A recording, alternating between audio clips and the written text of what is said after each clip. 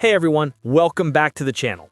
Today we've got a super exciting episode because we're diving deep into Islam Makhachev's upcoming UFC 322 showdown against Jack Della Maddalena.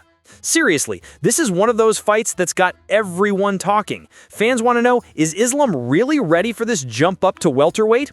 What has he been cooking in his camps? And what's his plan for handling a dude as tough as JDM?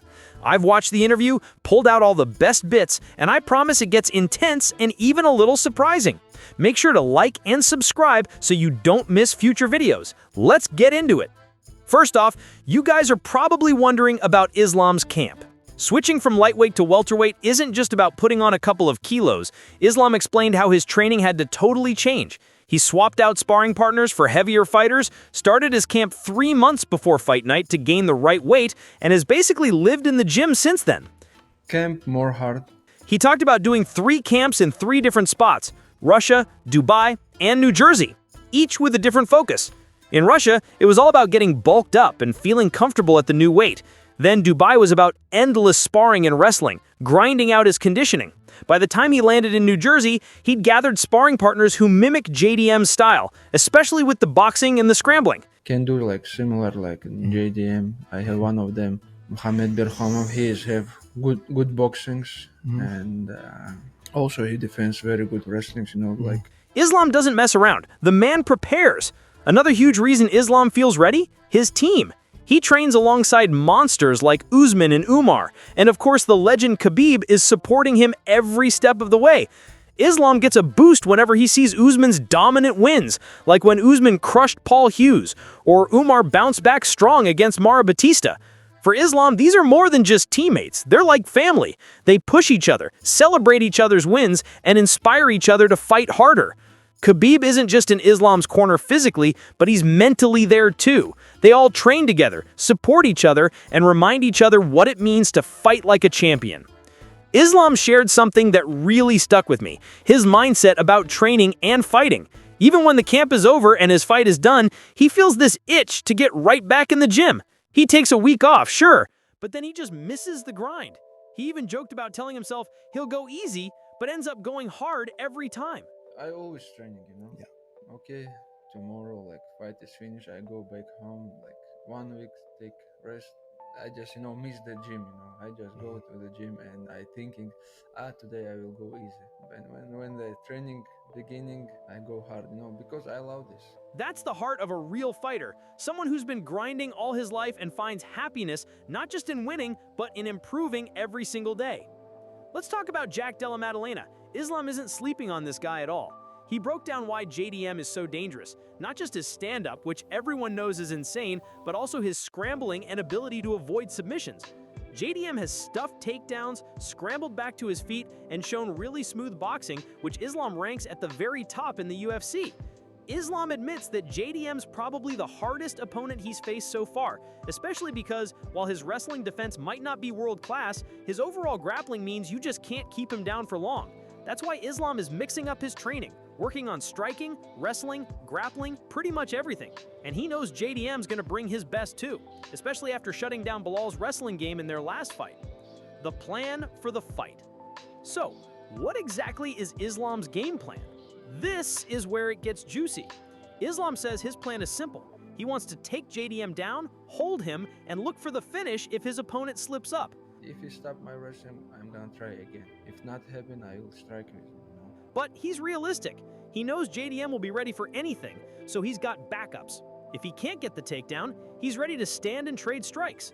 If JDM stuffs his wrestling, he'll just keep shooting for it. But if it's not working, he'll pivot and go for the striking. That flexibility, that ability to switch gears, that's what makes Islam so dangerous and so hard to predict. There's also a real human side to Islam. He opened up about how when he first started training, he constantly lost to the older guys in the gym, including Khabib. It was tough, but he kept working, kept fighting, knowing that those guys were making him stronger, better, and ready for the big leagues. He shared how his coach, Abdulmanab, believed in him from the start, telling him just to train hard and one day he'd be champion. And when that day came, Islam said his only regret was not giving the belt to his coach as soon as he wanted. You can feel the respect and gratitude he has for his mentors, which honestly is super inspiring. Now, you can't talk about Islam Makhachev without mentioning Khabib.